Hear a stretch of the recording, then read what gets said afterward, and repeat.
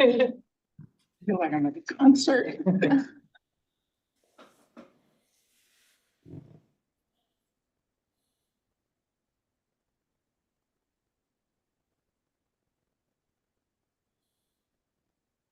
All right, we are live. Good evening, everyone. Today is Wednesday, October 15th, 2025. This is the Technical Advisory Committee meeting for NVTA. Our first action item is the review of the summary notes from September 17th. We have a motion to approve.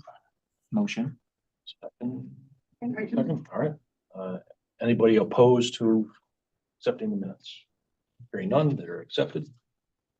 Turn you over to the regional approach for our funding of Northern Virginia's bicycle and pedestrian infrastructure. Short title. Thank you, Chair. Members of the TAC. My name is Starla Cuso. I am the Transportation Planning and Programming Manager here at NVTA. I am also the project manager of this initiative. Here with me is Kate Widness. She is our consultant project manager at Kimley Horn. And today we are here to seek your endorsement of the regional approach to funding Northern Virginia's bicycle and pedestrian infrastructure report, which we'll be referring to as the initiative today. So now I'm going to turn it over to Kate, and we're going to walk through a really brief presentation. Very brief. Yeah. So hopefully not too brief.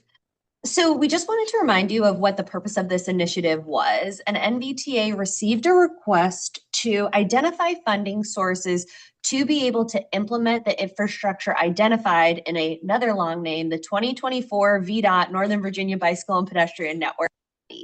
So within that study, there was about 4,000 miles of bicycle and pedestrian infrastructure identified in Northern Virginia, which included shared use paths, sidewalks, and bike lanes. So we're evaluating what could be existing funding sources and future funding strategies to implement those projects as well as maintain them. So the methods that we took as part of this initiative was we reviewed existing funding sources as well as researched future funding strategies in understanding how they're currently implementing bike ped projects here in Northern Virginia and how they could potentially in the future for those new funding sources fund bicycle and pedestrian projects in the future, focusing on infrastructure and maintenance. We also consulted some ongoing efforts such as SJ28 and DMV moves as part of this initiative. And then we engaged with our regional coordination partners. So we had 2 meetings with them over essentially the 3-month span where we were doing a lot of the research and qualitative assessment within this initiative. So our approach to funding, we have two different avenues that we assessed as part of this. The existing funding sources is exactly that. Local, regional, state, federal pots of money that currently exist that Northern Virginia can seek money from to implement bicycle and pedestrian projects. They're currently helping implement projects here in Northern Virginia, or there are other opportunities for them to seek some of those funding sources. And then the future funding strategies, exactly that, future funding pots of money that would be dedicated to building and maintaining bicycle and pedestrian infrastructure here in Northern Virginia. So at the last TAC meeting, you all were shown 45 different funding strategies that we qualitatively assessed. What we have on this slide are the 7 metrics that we used as part of the qualitative research. We really want to emphasize that we did not do any financial modeling as part of this initiative. We really looked at those 7 metrics and understanding how the different strategies or fees would be assessed against them so we could understand a holistic picture of the different tax and fees that we were looking at. So with that, we developed the recommendations that you see on the screen here. So these are 14 of the funding strategies that had high assessments on multiple of the metrics that I just shared with you. 2 of those that we highlighted, you could see in the green dots and the orange dots, are whether the strategy score had a high assessment for revenue generation, as well as if it had a high assessment on the pathway exists regionally. So we know that a pathway to implementation exists. So our recommendations are up on the screen here, and further assessment would include things like that financial modeling and understanding what the actual revenue would be for these different strategies, what the legality would be in implementing these, and really understanding the impacts of it being implemented regionally and being dedicated to our region's bicycle and pedestrian network. There were also a couple funding strategies that were assessed highly, but shouldn't move forward ultimately for logistical reasons, which are on here right now, mainly because a pathway to implement regionally doesn't exist, or I want to get this right, or because it was hard to dedicate towards bicycle and pedestrian infrastructure. So with that, Starla and I are happy to answer any questions that you may have. I know we ran through that quickly. There was a lot of information. I noticed that all the sources you recommended are either state or local control. There was no assumptions about any federal funding availabilities. For the future funding strategies? Yeah. Yes, because we're trying to find a strategy that could be implemented here within the region. Noticed on your first page that Prince William's not included in this. No, Prince William is included. There weren't, there was a slide that had the map. On the, at least on the slide, there were no paths. If we can pull that slide back up. Oh, It's one of the first slides. it may have been this is a map from the online source, but Yeah, Prince William was Yeah, Prince William, lower left. there. very engaged in this. Yes. Fair enough. I just wanted to make sure.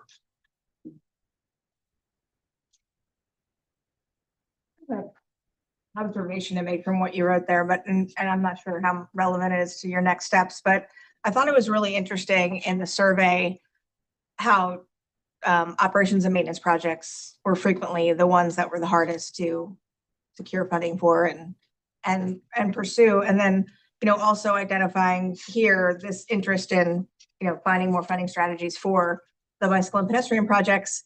At the same time, we're hearing from both Fairfax County, at their board meetings, as well as Loudoun County, probably others, that these are also the hardest projects to keep on track and move forward and get implemented. They seem really small at first, but there's all of these other, the large pieces of construction projects that are required to deliver them are still required on these teeny projects. And then they string out really long. And so everybody thinks they should be done faster. Is any part of a next step include anything like identifying ways to streamline delivery of those projects to make them more cost effective also? And or am I too far out ahead of this? No, that is a really great comment. That is not within the scope of our work. I think it's reasonable to assume that that could be a logical next step, but ultimately what we're doing is providing the House and Senate Transportation Committee chairs with a report to make recommendations regarding regional methods. So I thought it was great, by the way. Really enjoyed the read and findings and everything. I think it's a really great initiative to be pursuing. Armand, do you have any questions? If he's still there. You are muted at the moment. Yeah, no, my apologies. Not in particular, other than obviously with the number of funding sources referenced in the study, I'm sure it will be quite an effort and a challenge to accumulate the amount of funding necessary to carry out, this on any level on a region-wide basis. So, it's worthwhile, but I'm sure will be a challenge.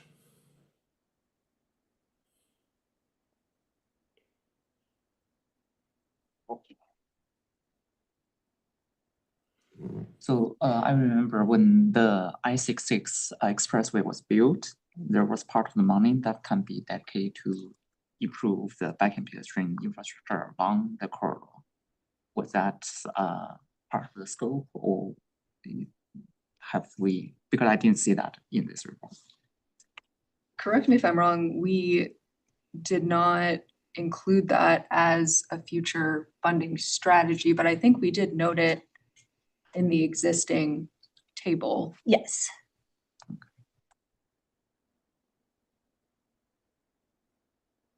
So Armand, you have to sit out the vote, but do we have a motion to accept, to endorse the regional approach to funding Northern Virginia's bicycle and pedestrian infrastructure report?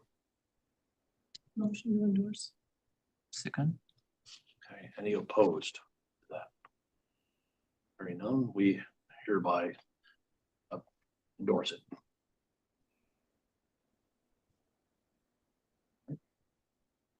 Good, thank you. We're whipping right on through this agenda. If you wouldn't actually mind pausing for just a moment so I could get these external screens working again. Sure. Great, thank you.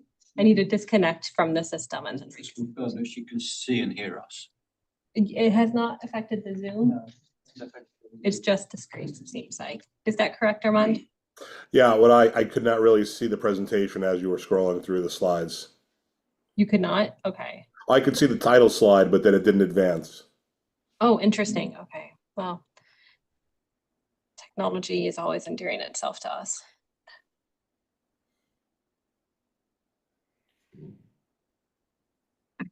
Are you playing the part of Ms. Backman or is that Sheree? She's actually with us Oh, today. she's with us. She's right there. Well, how about Ms. Backman? You're next up, Ms. Backman. Okay, my apologies, having some technical issues. This will be a thing. And good evening. I apologize for not being there in person. I am actually headed to Richmond immediately once I hang up from this call. I would like to note, as we said before, we are in the process of updating the region's long-range transportation plan, that being transaction. We are in the infancy stages, meaning the RFP is out and the closing date is next week.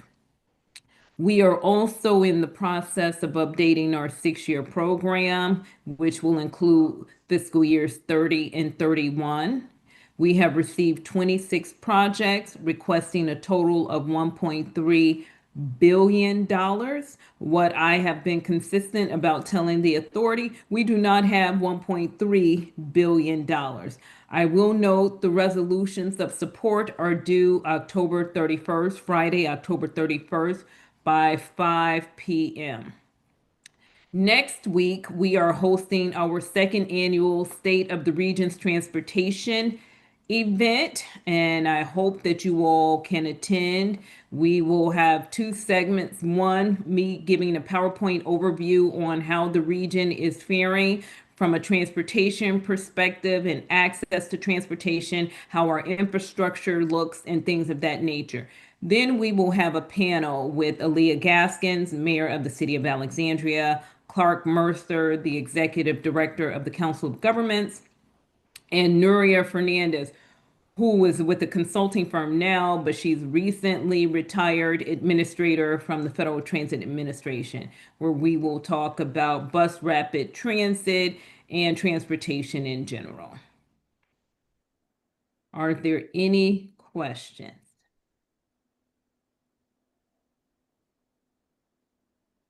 Okay, thank you, Mr. Chair. If no questions, that concludes my report. Thank you. And looks like that's all we have today. Wow. This This is a new record. It should be a lot longer. Would you do it again? No. Move adjournment. Yep. All right. I second that. We are hereby adjourned. Okay, thank you.